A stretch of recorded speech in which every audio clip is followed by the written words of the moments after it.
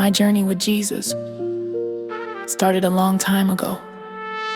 As a child, I do not remember when I gave my heart to Jesus willingly. But it was sometime when I was a kid. Mind you, I grew up with a broken family that did not actively go to church or teach about God to my sibling and I. I do remember going to church on holidays with our grandparents. Also, when I visited my dad, we would go to AA on Fridays and church on Sundays. When I was a very young child, around 6 or 7 years old, my father was wrapped up in alcohol one night. He had made a decision that he would later regret in life. I do not remember much about this time, as I have tried hard to forget it. The next day, my father apologized for his actions as we were walking through a parking lot. He told me to keep it between us, and I did until I was 15 years old. That then began his road to recovery. Moving forward, that one event trickled down to more events that I had done wrong. I became abusive to family and friends as a defensive mechanism. It even caused me to become promiscuous. I had violated my brother and a cousin and was taken advantage of by other males that came in and out of my life. My life was fueled by the devil. My stepdad would over-discipline me when my mother was not home because of my poor behavior. It was not until my mother moved us to a new city that was very different from where I had spent my early childhood years. It was predominantly white with very few other races. As I started settling in, I met a friend who invited me to church. At first, I just came to hang out with my friends. Then, it was for the food, but what really caught me was the music and lights. Mind you, I was a very lost and lonely child with trust issues due to the trauma I had endured. It was hard for me to make friends as I was bullied before I got there. Kids can be very cruel. I eventually became a bully myself, as I did not want to get bullied in a new place. So I put on a tough outer shell. They would call me the ghetto white girl. The devil used that to harm me. What do you know?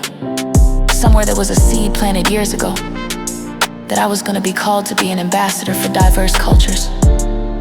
Fast forward, I stopped going to church. At that time, we were learning about utopias, and I thought the Bible was just something created by man to conform us. I did not fully understand what utopia meant, and was persuaded by movies and shows. The movie at that time that came out was The Village in 2004. For those of you who are not familiar with the movie, it is about a secluded society that would inflict fear to keep people in line with their beliefs. So my problem was all I remember were the bad things in the Bible. It was not until years later that I learned differently. My encounter with Jesus started when I was wrapped up in what felt like an endless cycle of inappropriate sex, drugs, and alcohol. I was even working long hours and barely being a mother. I was so miserable and tried to end my life. But Jesus had another plan for me. At the time, I didn't know it was him. Jesus knew if I continued down that road, something terrible would happen to me and my husband, Rodney, who was just my boyfriend at that time. Soon after, a series of terrible things happened. His son, whom I love as my own, got shot in the head, and my best friend, who I called a sister, died from drinking herself to death by the age of 30.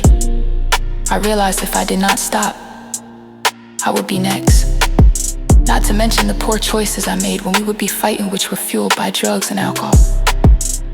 In these moments, I did not actively believe in Jesus. I just believed there was something bigger than just little me. I started distancing myself from these people. I was starting my journey to recovery by getting rid of the drugs first. Then the alcohol. I focused my attention on my children and myself. I worked hard to better ourselves. Then one day Rodney decided to change too. I remember that day almost vividly. It was June 17, 2023. The same day I mustered up the courage to let my biggest enabler know. I cannot drink with you anymore. And this is bigger than just us two. This helped me to grow away from alcohol as I was already free from the drugs. Little did I know in the midst of my disbelief, God and Jesus were already working on me to become a better all-around human being. Later that year, we went to his cousin's wedding. For some reason, I was severely struggling. The temptation of alcohol was prevalent.